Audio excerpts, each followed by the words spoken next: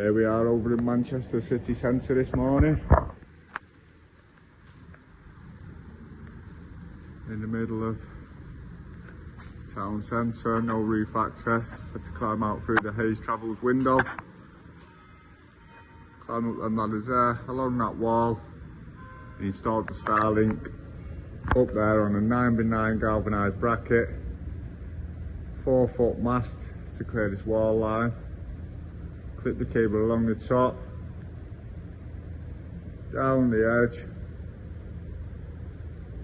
along the bottom, round,